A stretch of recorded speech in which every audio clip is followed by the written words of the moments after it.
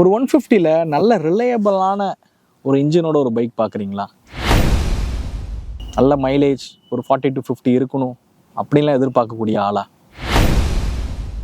இன்னும் சொல்லணும்னா இந்த பைக் தான் இந்த 150யோட இண்டஸ்ட்ரியவே வந்து மாற்றி அமைச்ச ஒரு கேம் சேஞ்சர் அப்படின்னு சொல்லலாம். இந்த காலகட்டத்துக்கு தகுந்த மாதிரி டெக்கியான ஃபீச்சர்ஸ், புது புது டெக்னாலஜியோட அந்த பைக்கை கொடுத்தாங்கன்னா, ஸோ அப்படிப்பட்ட பைக் தான் யமகாவோட FZS version 4 hybrid model.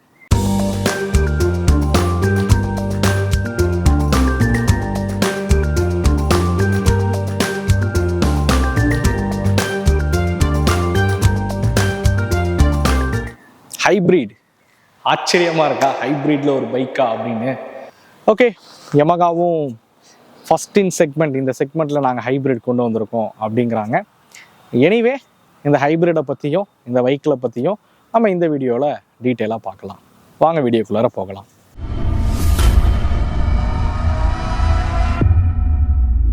So special thanks to Sun Yamaha Thanjavur ஷோரூமுக்கு மிகப்பெரிய நன்றியை நான் வந்து தெரிவிச்சுக்கிறேன். அவங்க தான் இந்த வெஹிக்கிள் ரிவ்யூக்காக நமக்கு வந்து வழங்கியிருக்காங்க. அவங்களுக்கு மிகப்பெரிய நன்றி. தஞ்சாவூரை சுற்றி உள்ள பகுதிகளில் யமகா வெஹிக்கிள்ஸ் வாங்கணும்னு விருப்பப்பட்டீங்க அப்படின்னா சன் யமகாவை மறக்காமல் காண்டாக்ட் பண்ணுங்கள். நம்மளோட ஃபாலோவர்ஸுக்கு சில சலுகைகள் வந்து தரேன் அப்படின்னு சொல்லியிருக்காங்க. கால் பண்ணும்போது தமிழ் வீல்ஸோட ஃபாலோவர் அப்படின்னு சொன்னீங்கன்னா மேபி உங்களுக்கு கணிசமான டிஸ்கவுண்ட்டும் கிடைக்க வாய்ப்பு இருக்குது. யமகா பார்த்தீங்க அப்படின்னா இந்த FZ சீரீஸை FZ16 அப்படிங்கிற மாடலை 2008 வந்து அறிமுகப்படுத்துகிறாங்க. இந்த 150 செக்மெண்ட்டோட ஒரு கேம் சேஞ்சர் அப்படின்னு வந்து சொல்லலாம். ஒரு நேக்கடு ஸ்போர்ட்ஸ் கேட்டகரியில் வந்து அறிமுகப்படுத்துகிறாங்க. ஃப்ரண்ட்டில் பார்த்தீங்கன்னா ஒரு ஸ்லீக்கான ஹெட்லைட்டாக இருக்கட்டும், மஸ்குலரான டிசைனாக இருக்கட்டும், ரியரில் 140 செக்ஷன் டயர், ஸ்லீக்கான சைலன்சர் அப்படின்னு அந்த வெஹிக்கிள் வந்து டிசைனாக பார்க்குறதுக்கே பார்த்தீங்க அப்படின்னா ரொம்பவே இம்ப்ரெசிவாக இருக்கும் அப்படின்னு சொல்லலாம்.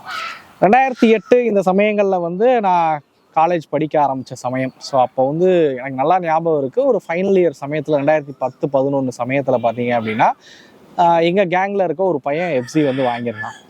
அப்போ கிளாஸில் இருக்க ஒரு 60 பசங்களும் போய் அந்த பைக்கில் வந்து ஓட்டி பார்த்த அனுபவம் இருக்குது. ஒரு வாரத்துக்கு அந்த பைக்கை பற்றி தான் நாங்கள் லிட்ரலி பேசிக்கிட்டே இருக்கோம். அது இப்படி இருந்துச்சு, அப்படி இருந்துச்சு அப்படின்னு. ஏன்னா அந்த லெவலுக்கு ரைட் அண்ட் ஹேண்ட்லிங்லாம் நாங்கள் அதுக்கு முன்னாடி எக்ஸ்பீரியன்ஸ் பண்ணி பார்த்ததே கிடையாது. அதுவும் ஒரு 150cc செக்மெண்ட்டில். ஸோ ரியலி ஒரு இம்ப்ரெசிவான ப்ராடக்ட் அப்படின்னே சொல்லுவேன் FZயோட அந்த ஃபஸ்ட் ஜென் FZ பொறுத்த வரைக்கும்.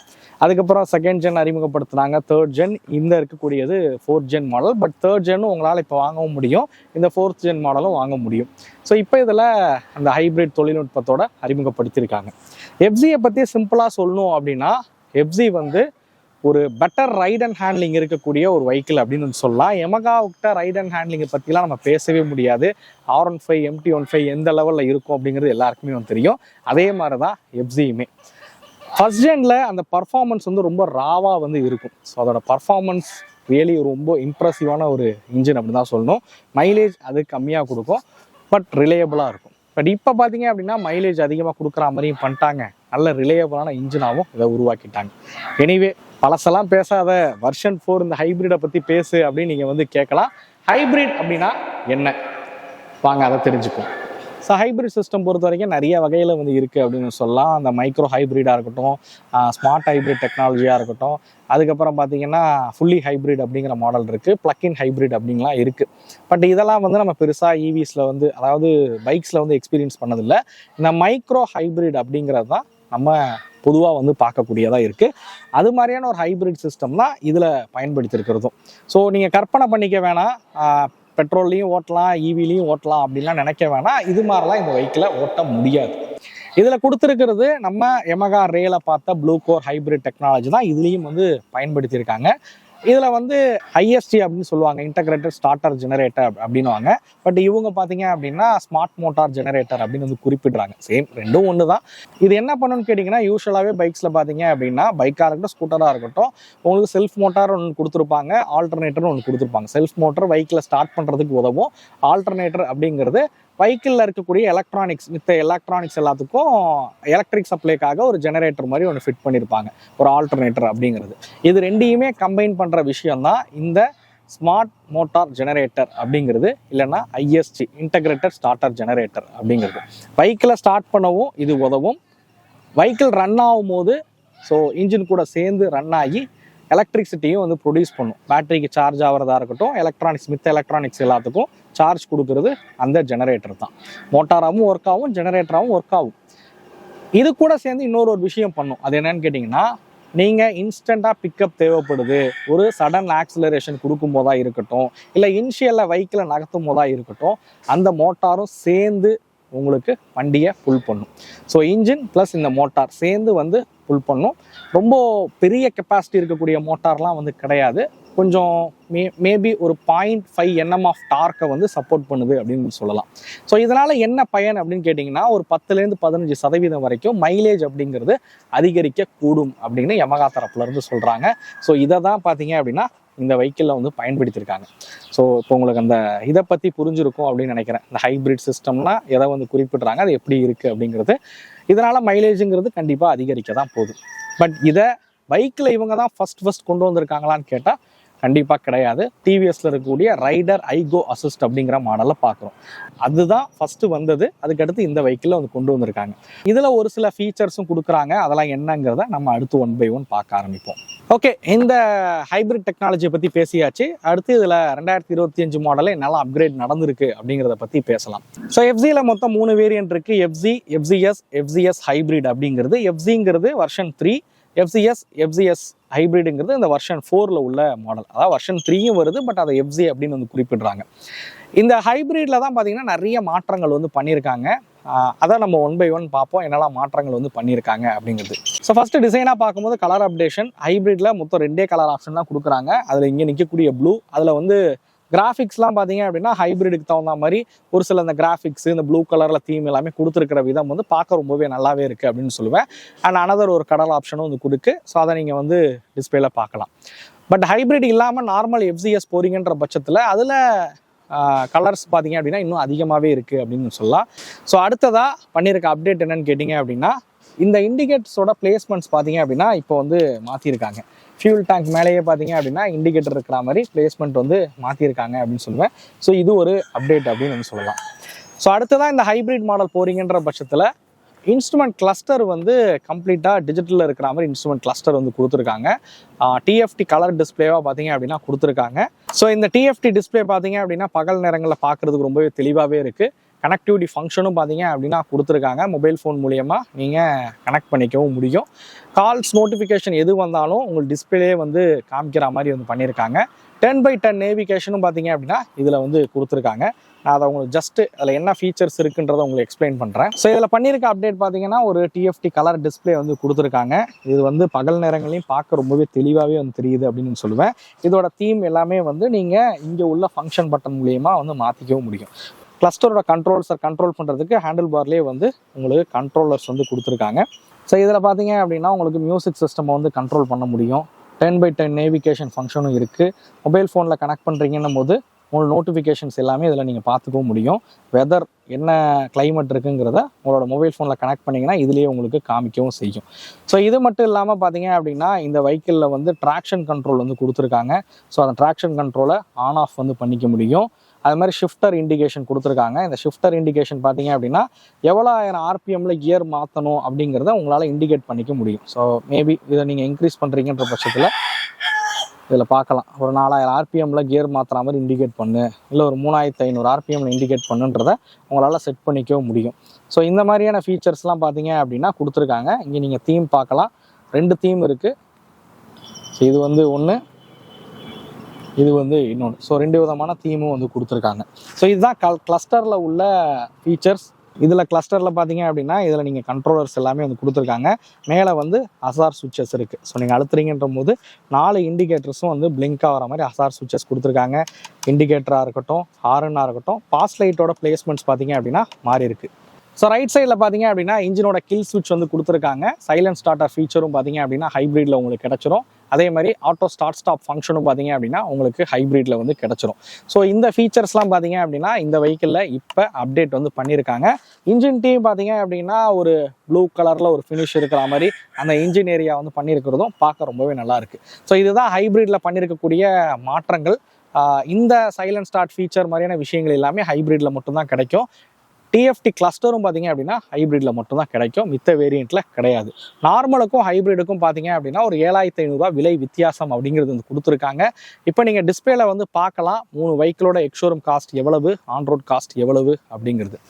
சுமாராக பழைய மாடலுக்கும் இப்போக்கும் பார்த்தீங்க அப்படின்னா ஆன்ரோடு விலையில் கணக்கு பண்ணும்போது ஒரு 12லேருந்து 13,000 வரைக்கும் விலை அப்படிங்கிறது ஏறி இருக்கு. பழைய இதுக்கு முன்னாடி 2024 மாடலுக்கும் 25 மாடலுக்கும் ஏறி இருக்க விலை வித்தியாசம் அப்படிங்கிறது. குறிப்பாக ஹைப்ரிடை சொல்லும் போது பார்த்தீங்கன்னா விலை கொஞ்சம் ஏற்றிருக்காங்க. சரி, ஓகே, எனிவே ஏன்னா டெக்னாலஜி நிறையா மாறும்போது ப்ரைஸ் அப்படிங்கிறது ஏற தான் செய்யும். பட் இந்த ப்ரைஸுக்கு எஃப்சி வாங்கலாமா வேணாமான்றதை மறக்காமல் நீங்களே கமெண்ட் பண்ணுங்கள். இப்போ எஃப்சி எஸ்ஸோட ஹைலைட்ஸை பார்க்க ஆரம்பிப்போம். ஸோ இன்ஜினை பொறுத்த வரைக்கும் பார்த்தீங்க அப்படின்னா எமிஷன் நார்ம்ஸ்க்கு தகுந்த மாதிரி OBD2B சென்சார்ஸ் பார்த்தீங்க அப்படின்னா ஆட் பண்ணியிருக்காங்க. அதுவும் இந்த ஹைப்ரிட் மாடலில் அப்டேட் பண்ணியிருக்காங்க.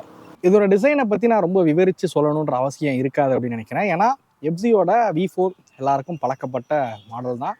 ஒரு 2-2.5 வருடங்களாக பார்த்தீங்க அப்படின்னா இந்தியன் மார்க்கெட்டில் விற்பனையில் இருந்துகிட்டு இருக்கு. ஒரு நல்ல டிசைன், ஒரு மஸ்குலரான ஒரு டிசைன், ஸ்லீக்கான ஹெட்லைட் டிசைன் பண்ணியிருக்காங்க, ஒரு டைனியான எக்ஸாஸ்ட் வந்து கொடுத்துருக்காங்க. ஸோ கீழே கொடுத்துருக்க இன்ஜின் கவுலாக இருக்கட்டும், சைட் ஃபேரிங்காக இருக்கட்டும், டயர் ஹக்கராக இருக்கட்டும், இதெல்லாம் வந்து டிசைனாக பார்க்க ரொம்ப சூப்பராக பண்ணியிருக்காங்க.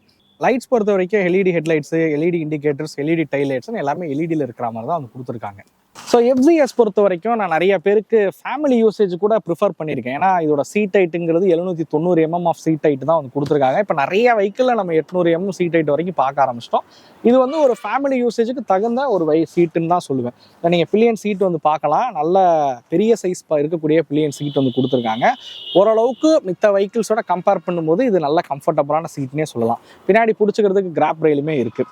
ஸோ இதோட சீட் ஹைட் 780 mm, என்னோட ஹைட் வந்து 5.8. என்னால் 2 காலையும் பார்த்தீங்க அப்படின்னா கீழே வந்து தாராளமாக வைக்க முடியுது அப்படின்னு சொல்லுவேன். ஸோ நல்லா கம்ஃபர்டபுளாகவே காலை வந்து கீழே வைக்க முடியுது. ஸோ ரைடிங் போர்ஷனை பார்த்தீங்க அப்படின்னா ரொம்ப கம்ஃபர்டபுள் அப்படின்னு சொல்லலாம். ஃப்ளிக் பண்ணி ஓட்டுறதுக்கு தகுந்த மாதிரி ஒரு ரைடிங் போர்ஷனில் இந்த வெஹிக்கிள் வந்து உருவாக்கியிருப்பாங்க. டேங்கோட பார்த்தீங்க அப்படின்னா கால் வந்து நல்லா டக்கான மாதிரி வந்து கொடுத்துருக்காங்க. ரைடிங் போர்ஷரும் ரொம்ப கம்ஃபர்டபுளாகவே இருக்குது அப்படின்னு சொல்லுவேன். ரொம்ப கம்ஃபர்டபுளாக நீங்கள் உட்காந்து ரைட் பண்ணுற வகையில் தான் இதை வந்து உருவாக்கியிருக்காங்க. ஸோ இந்த வெஹிக்கிளோட சஸ்பென்ஷன் பொறுத்த வரைக்கும் உங்களுக்கு ஃப்ரண்ட்டில் வந்து டெலஸ்கோபிக்கு, ரியரில் வந்து மோனோ சஸ்பென்ஷன் வந்து கொடுத்துருக்காங்க. சஸ்பென்ஷன் ஃபீட்பேக் அப்படிங்கிறது ரொம்ப கம்ஃபர்டபுளான ஒரு சஸ்பென்ஷன் செட்டப் அப்படின்னு சொல்லுவேன். ஹைவேஸ்க்கும் சரி, சிட்டிக்கும் சரி, அதுக்கு தகுந்த மாதிரி இந்த சஸ்பென்ஷனை வந்து உருவாக்கியிருப்பாங்க. ஃப்ரண்ட்டில் 100 செக்ஷன் டயரு, ரியரில் பார்த்தீங்கன்னா ரேடியல் டயர் பயன்படுத்தியிருக்காங்க. 140 செக்ஷன் டயர்ஸ் வந்து கொடுத்துருக்காங்க. கார்னரிங், ஸ்டெபிலிட்டி அப்படிங்கிறதுலாம் வேற லெவலில் மாஸ் காட்டக்கூடிய வெஹிக்கிள் தான் இது. ஃப்ளிக்கபிலிட்டியும் பார்த்தீங்கன்னா ரொம்ப சூப்பராகவே இருக்கும். சிட்டிக்குள்ளே அந்த பூந்து வரதுக்காக இருக்கட்டும், டிராஃபிக்கில் வந்து ஸ்கிப் பண்ணி அந்த பூந்து வரதுக்காக இருக்கட்டும், எல்லாத்துக்கும் கம்ஃபர்டபுளாக இருக்கிற வகையில் தான் இந்த வெஹிக்கிளை வந்து உருவாக்கியிருப்பாங்க. பிரேக் பொறுத்த வரைக்கும் ஃப்ரண்ட்டில் 282 mm டிஸ்க் பிரேக், ரியரில் 220 mm டிஸ்க் பிரேக் வந்து பயன்படுத்தியிருக்காங்க. சிங்கிள் சேனல் ABS பார்த்தீங்க அப்படின்னா இந்த வெஹிக்கிள் வந்து கொடுத்துருக்காங்க. மேபி அடுத்த அப்டேட்டில் டூயல் சேனல் கொடுத்தாங்கன்னா நல்லாயிருக்கும். அட்லீஸ்ட் ஒரு ஆப்ஷனலாவது டூயல் சேனல் வந்து கொடுக்கலாம். ஏன்னா இப்போ நிறைய 150, 160 பைக்ஸில் நம்ம டூயல் சேனல் வந்து பார்க்குறோம். மேபி இதுலேயும் அடுத்த அப்டேட்டில் கொடுத்தாங்கன்னா நல்லாயிருக்கும் அப்படிங்கிறதா என்னோட கருத்து. பட் பிரேக்கிங் வேற லெவல் அப்படின்னு தான் சொல்லணும். கான்ஃபிடண்ட்டாக ஒரு 80-90 போய் நீங்கள் பிரேக் அப்ளை பண்ணாலும் நல்லா கான்ஃபிடண்ட்டாக உங்களால் நிறுத்தவும் முடியும். ஸோ பிரேக்கிங்லும் இந்த வெஹிக்கிளை எந்த ஒரு குறையும் சொல்ல முடியாது. Ground clearance 165 mm ground clearance. But இது சில நேரங்களில் பில்லியன் வச்சு போகும்போது அண்டர் பாடி அடி அப்படிங்கிறது பட்டிருக்கு. வெயிட் பொறுத்த வரைக்கும் 138 கிலோ வெயிட் வந்து கொடுத்துருக்காங்க. ஹேண்டில் பண்ணுறதுக்கு ஈஸியாகவே இருக்குது அப்படின்னு நான் சொல்லுவேன். இந்த வெஹிக்கிளில் ஒரு 149 cc கொண்ட இன்ஜின் வந்து பயன்படுத்தியிருக்காங்க. அதிகபட்சமாக இந்த வெஹிக்கிள் ப்ரொடியூஸ் பண்ணக்கூடிய பவர் பார்த்தீங்க அப்படின்னா 12.4 PS பவரும் 13.3 Nm ஆஃப் டார்க் வந்து ப்ரொடியூஸ் பண்ணுற வகையில் இந்த இன்ஜினை வந்து உருவாக்கியிருக்காங்க. ஏர் கூலிங் சிஸ்டம் தான் இதில் வந்து பயன்படுத்தியிருக்காங்க. 5 ஸ்பீட் கியர் பாக்ஸ் இதில் வந்து கொடுத்துருக்காங்க. இதோட பர்ஃபார்மன்ஸ் அப்படிங்கிறது உங்களுக்கு பேப்பரில் இருக்கக்கூடிய ஸ்பெக் பார்க்கும்போதே வந்து தெரிஞ்சிருக்கும். காம்படிட்டர்ஸ் அதாவது 160 செக்மெண்ட்டில் இன்னும் கொஞ்சம் பவர்ஃபுல் மிஷின்ஸ் வந்து கிடைக்குது. 150 போது மித்த காம்படிட்டர்ஸ்க்கு ஈக்குவலான ஒரு பவரில் தான் இந்த வெஹிக்கிளை வந்து உருவாக்கியிருக்காங்க அப்படின்னு சொல்லலாம். பட் ஃபர்ஸ்ட் ஜென்ரேஷன் அந்த சமயத்தில் தான் லான்ச் ஆனப்போ இதோட பர்ஃபார்மன்ஸுக்கு ஈடு இணையே இல்லை அப்படின்னு தான் வந்து சொல்லுவேன். எனிவே அது வெர்ஷன் 1 கதை. வெர்ஷன் 4 எப்படி இருக்குது அப்படிங்கிறத வாங்க நம்ம ஓட்டி பார்ப்போம். நான் இதில் வந்து அந்த இனிஷியலில் ஒரு சின்ன புஷ் கிடைக்கும் அப்படின்றது வந்து சொல்லியிருந்தேன்ல, அதை நீங்கள் வந்து மீட்டரை வந்து கவனிச்சிங்கன்னா பார்க்கலாம். இங்கே ஒரு ப்ளூ கலரில் அந்த புஷ் கிடைக்குதுன்றதை காட்டுது, இண்டிகேட் பண்ணுது. இந்த பாருங்க, தெரியுதா? அதான் அசிஸ்ட், அந்த இதுக்கு வந்து அசிஸ்ட் பண்ணுதுன்றதுக்காக அந்த மாதிரி கொடுத்துருக்காங்க. பவர் டார்க் இந்த ஸ்பெக்கெல்லாம் பார்க்கும்போதே வெஹிக்கிளை புரிஞ்சிக்க முடியும்னு நினைக்கிறேன். ஒரு லீனியராக பவர் டெலிவரி பண்ணக்கூடிய ஒரு வெஹிக்கிள் தான் இது. சின்ன 0 to 100 உங்களுக்கு காமிக்கிறேன், உங்களுக்கு புரியணுன்றதுக்காக தான். ஆனால் வெஹிக்கிளை பற்றி சொல்லணும் அப்படின்னா எந்த ஒரு வைப்ரேஷனும் பார்த்தீங்கன்னா இல்லை. யமகா வெஹிக்கிள்ஸ், அதாவது ஜாப்பனீஸ் மோட்டார் சைக்கிள் எல்லாமே வந்து பெருசாக வைப்ரேஷன் இல்லாத அளவில் வந்து உருவாக்கியிருப்பாங்க. ஸோ அது மாதிரி தான் இதுவுமே இருக்குது. பெருசாக வைப்ரேஷன்லாம் இல்லை, நல்ல ரிஃபைன்டாகவே இருக்குது அப்படின்னு வந்து சொல்லலாம் இந்த இன்ஜினை பொறுத்த வரைக்கும். ஸோ இனிஷியல்லே உங்களுக்கு வைப்ரேஷன்லாம் பார்த்தீங்கன்னா எங்கேயுமே வந்து தெரியல. இந்த ரேவ் பண்ணாலும் வைப்ரேஷன் இல்லை. ரேவ் பண்ணும்போது ஒரு 5000 RPMல டேங்க்கில் இந்த வந்து வைப்ரேஷன் தெரியுது. பட் ஓட்டும் போது எப்படி இருக்குன்றத பார்ப்போம். ஒரு சின்ன 0 to 100 ட்ரை பண்ணுவோம். 1 2. ஆக்சுவலாக ட்ராக்ஷன் கண்ட்ரோல் ஆனில் இருக்குது. ஏன்னா நான் எதையும் வேணாலும் ஆஃப் பண்ணிடுறேன் உங்களுக்கு தெரியுன்றதுக்காண்டி. பட் இந்த பர்ஃபார்மன்ஸ்க்கெலாம் ட்ராக்ஷன் கண்ட்ரோல் கொடுத்துருக்காங்க. அதை பாராட்டலாமா வேணாமான்னு தெரியல. ட்ராக்ஷன் கண்ட்ரோல் ஆஃபில் தான் இருக்குது. 1 2 3. ஒரு 7000 8000 RPMல தான் கியர் வந்து ஷிஃப்ட் பண்ணுறேன்.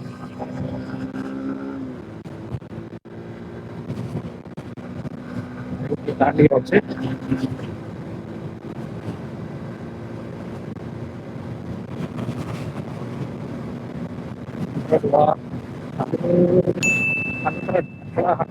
ஸ்பீடு வந்தாச்சு.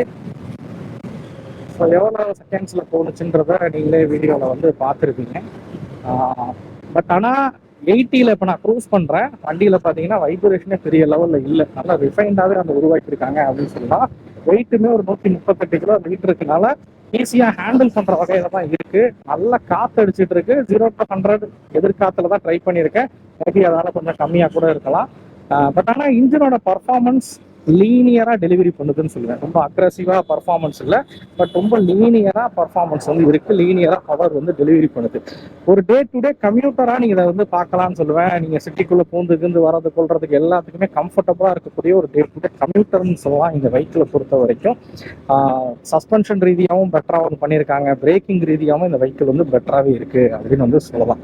ஆக்சுவலாக எஃப்சியில் வந்து ஹேண்டில் பார் வந்து ஷேக்லாம் வந்து கிடையாது. பட் நான் இங்கே ஓட்டுற வண்டியில் ஒரு மைனர் ஷேக் பார்த்தீங்கன்னா ஹேண்டில் பாரில் வந்து தெரியுது அப்படின்னு சொல்லலாம். இருங்க, அந்த வண்டியை ஓவர்டேக் பண்ணிவிட்டு நான் உங்களுக்கு அதை காமிக்கிறேன். டயர் ப்ரெஷர் கம்மியாக இருக்கா என்ன ஏதுன்னு எனக்கு வந்து தெரியல. பாருங்களேன், சின்ன ஷேக் பார்த்தீங்கன்னா ஹேண்டில் பாரில் வந்து தெரியுது. பட் ரொம்ப நோட்டீஸபிளாக இல்லை. நார்மலாக சிட்டியில் க்ரூஸ் பண்ணும்போது கொள்ளும் போதெல்லாம் தெரிய மாட்டேங்குது. ஐ திங்க் எனக்கு தெரிஞ்சு டயர் ப்ரெஷரை வந்து சரி பண்ணால் சரியாயிடும் நினைக்கிறேன். யாராவது யூசர்ஸ் இதை ப்ராப்ளமாக ஃபேஸ் பண்ணுறீங்க அப்படின்னா மறக்காமல் கமெண்ட் பண்ணுங்கள்.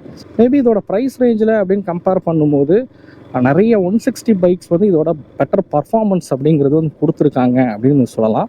பர்ஃபார்மன்ஸ் மட்டும்தான் இதில் கொஞ்சம் கம்மியாக இருக்கிற ஃபீலை வந்து கொடுக்குதோ தவிர மித்தபடி இந்த வெஹிக்கிள் பார்த்தீங்க அப்படின்னா ஒரு சூப்பரான ஒரு வெஹிக்கிள் அப்படின்னு தான் வந்து சொல்லுவேன். 150ல் நல்ல ரிலையபிளான நல்ல ரிஃபைண்டான மைலேஜ் கொடுக்கக்கூடிய ஒரு இன்ஜின் இருக்கிற வெஹிக்கிளாக வாங்கணும் அப்படின்னு நினச்சிங்கன்னா கண்டிப்பாக யமகாவோட FCSை ட்ரை பண்ணி பாருங்கள். எனிவே இந்த வெஹிக்கிளை ஓட்டி பார்த்த அனுபவம் எல்லாத்தையுமே உங்கள் கூட பகிர்ந்துக்கிட்டேன். இந்த வெஹிக்கிளை பற்றின உங்களோட கருத்துக்கள் எல்லாத்தையுமே நீங்கள் கமெண்ட் செக்ஷனில் தெரிவிங்க. மேபி இந்த வெஹிக்கிளில் நான் பாசிட்டிவாக பார்த்த விஷயங்கள் பார்த்தீங்க அப்படின்னா design, comfort, braking, ride and handling, இந்த ஹைப்ரிட் மாதிரியான தொழில்நுட்பம் பயன்படுத்தியிருக்கிறது, TFT டிஸ்பிளேவாக இருக்கட்டும், கனெக்டிவிட்டி ஃபங்க்ஷனாக இருக்கட்டும், இது மாதிரி கொடுத்துருக்கிறதுலாம் இந்த வெஹிக்கிளுக்கு நான் பாசிட்டிவ் சைடாக பார்த்த விஷயம். இன்க்ளூடிங் மைலேஜையும் குறிப்பிடலாம். ஒரு 45 to 50 கிலோமீட்டர் வரைக்கும் மைலேஜ் கொடுக்கக்கூடிய ஒரு நல்ல இன்ஜின் தான். இந்த இன்ஜினோட ரிலையபிலிட்டியும் எனக்கு ரொம்ப பிடிச்சிருக்கு அப்படின்னு சொல்லுவேன். மைனஸாக பார்த்த விஷயம்னு எடுத்துக்கிட்டிங்கன்னா இந்த வெஹிக்கிளோட பர்ஃபார்மன்ஸை வந்து குறிப்பிடலாம். ஸோ காம்படிட்டர் நிறைய வெஹிக்கிள்ஸ் இதோட நல்ல பர்ஃபார்மன்ஸ் இருக்கிற மாதிரி வந்து மாறி இருக்கு தான் நான் ஒத்துக்கிறேன். இன்னும் கொஞ்சம் பர்ஃபார்மன்ஸ் இம்ப்ரூவ் பண்ணாங்கன்னா பெட்டராக இருக்குங்கிறது என்னோட கருத்து. மேபி உங்களுக்கு பர்ஃபார்மன்ஸ் தான் முக்கியம் அப்படின்னா உங்களுக்கு MT-15 ஆப்ஷனலாக கொடுக்குறாங்க யமகா. அதோட பர்ஃபார்மன்ஸுக்கு ஈடு இணையே இல்லை. அந்த லெவலுக்கு நல்ல டார்க்கியான ஒரு இன்ஜின் வந்து கொடுத்துருப்பாங்க. ஸோ பர்ஃபார்மன்ஸ் வேணுன்னா நீங்கள் MT-15 போகணும். அதோட ப்ரைஸ் ரேஞ்சுங்கிறது கொஞ்சம் அதிகம். மேபி இந்த வெஹிக்கிளை பற்றின உங்களோட கருத்துக்கள் ஏதாவது இருந்தால் மறக்காமல் கமெண்ட் செக்ஷனில் பதிவு பண்ணுங்கள். அதை நானும் வந்து பார்க்குறேன். ஏதாவது டவுட்ஸ் இருந்தாலும் நீங்கள் கமெண்டில் வந்து கேளுங்க. அதை நான் வந்து தீர்த்து வைக்க முயற்சி பண்ணுறேன். இந்த வீடியோ உங்களுக்கு பிடிச்சிருக்கும் அப்படிங்கிறத நம்புறேன். இந்த வீடியோ பற்றின கருத்துக்களை மறக்காமல் கமெண்ட் பண்ணுங்கள். அடுத்த வீடியோவில் சந்திக்கும் வரை தமிழ் வீல்ஸ் மணிகண்டன். ஃபைனலி ஒரு சின்ன ஷவுட் அவுட். நான் இங்கே இருக்கிறது வந்து இந்த வீடியோ எடுத்துகிட்டு இருக்க இடம் பார்த்தீங்க அப்படின்னா லீரிவி ஃபேமிலி கார்டன் ரெஸ்டாரண்ட். ஸோ அங்கே தான் நம்ம வீடியோஸ் வந்து எடுத்துகிட்டு இருக்கோம். நீங்கள் பர்த்டே இல்லை சின்ன பார்ட்டிஸ் இந்த மாதிரிலாம் வைக்கணும் அப்படின்னா கண்டிப்பாக நீங்கள் இதை வந்து பயன்படுத்திக்கலாம். தஞ்சாவூரில் இருக்கக்கூடிய மாரியன் கோயில் டு திருச்சி போகிற பைபாஸ் ரோட்டில் தான் இது வந்து அமைஞ்சிருக்கு. தஞ்சாவூரை சுற்றி இருக்கிறவங்க தேவைப்படுதுன்னும் போது அவங்க காண்டாக்ட் நம்பர் உங்களுக்கு டிஸ்பிளே ஷோ ஆகும். மறக்காமல் அவங்கள காண்டாக்ட் பண்ணுங்கள். நன்றி.